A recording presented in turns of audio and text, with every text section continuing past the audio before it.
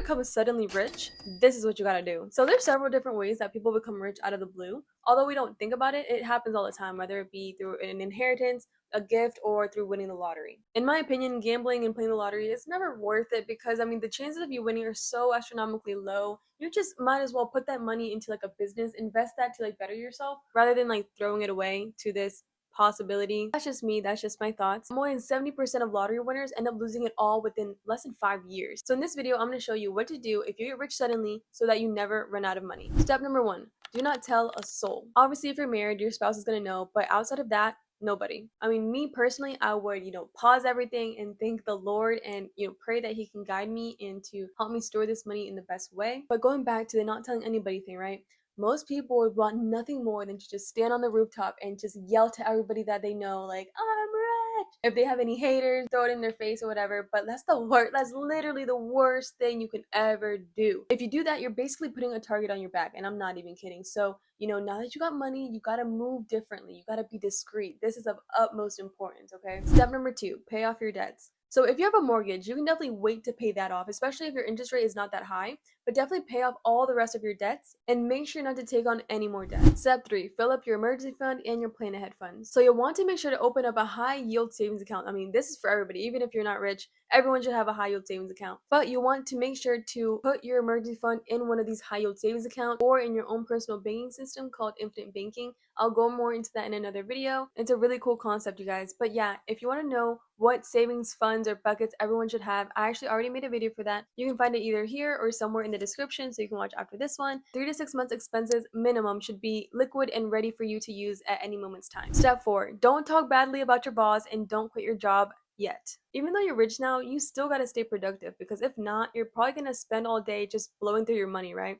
And right now, your perspective on work will change because you're no longer there for obligation, but more for discipline. And also because there's still some things you gotta learn before quitting your job completely. Step 5, do not touch your money for at least a couple months. Now, after paying off your debts and filling up your emergency fund, after that, you really don't want to be touching that money for at least 3 to 6 months. Now, I know that sounds insane, but hear me out. Now, these couple of months will probably give you enough time to exit the shock that you probably got into with receiving all this money. And so you're going to be able to think with a clear mind. Every single day, you're going to come up with brand new ideas on what to do with the money. So it's best not to do the first thing that comes to mind.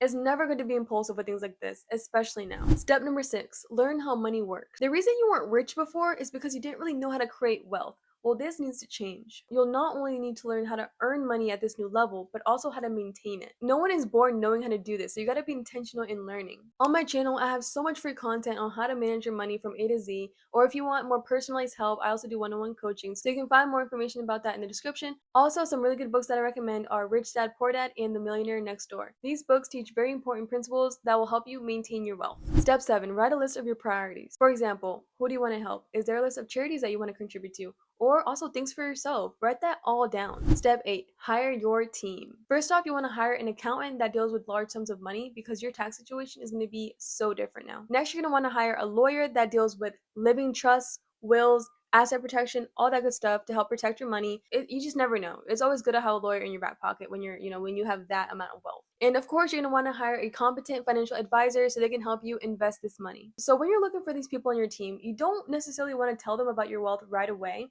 You first off want to see their character. Like, do they seem trustworthy? Then you can decide on who you're going to choose. Who you choose is very, very important. So take your time with this. They're going to be with you throughout the whole journey. And hopefully, later on, you're going to be better off than when you first hired them. Step 8, never lose your wealth. Now I'm going to tell you what to do so that your money never runs out. So first, you're going to want to invest in assets. These are things that put money into your pocket.